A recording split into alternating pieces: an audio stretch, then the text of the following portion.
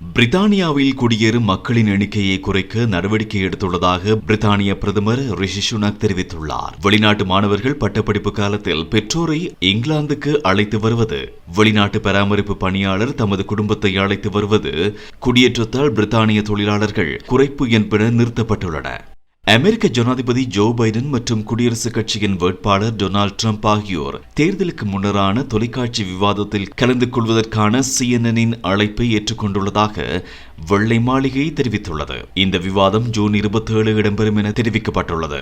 ஸ்லோவாக்கிய பிரதமர் ராபர்ட் ஃபீகோ மீது துப்பாக்கிச்சூட்டு மேற்கொள்ளப்பட்டுள்ளது.